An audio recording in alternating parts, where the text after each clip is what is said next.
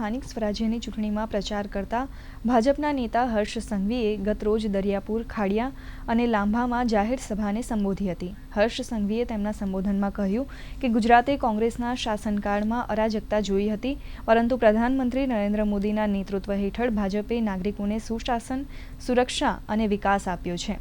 તો ખાડિયાને તેમણે ક્રાંતિકારી અને જનસંઘના ઉદયનું કેન્દ્ર ગણાવ્યું અને ભાજપના નેતા સ્વર્ગસ્થ અશોકભાઈ ભટ્ટને શ્રદ્ધાંજલિ અર્પી હતી. ઉપરાંત તેમણે મુખ્યમંત્રી ભૂપેન્દ્ર પટેલ અશાંત ધારાને વધુ મજબૂત બનાવવાના નિર્ણયને સમર્થન આપતા કહ્યું કે આ નિર્ણયથી કેટલાક રાજકીય પક્ષોમાં અસંતોષ છે. તમારા માટે આજ વિસ્તારમાં ખાસ કરીને કોઈ માતાઓ, કોઈ વડીલો બીમાર પડ્યા હોય તો કોઈએ દૂર સુધી પ્રાઇવેટ દવાખાનામાં ના જવું પડે તે માટે મહાનગરપાલિકાનું જ એક અર્બન હેલ્થ સેન્ટર આ વિસ્તારમાં બનાવવામાં આવી રહ્યું છે.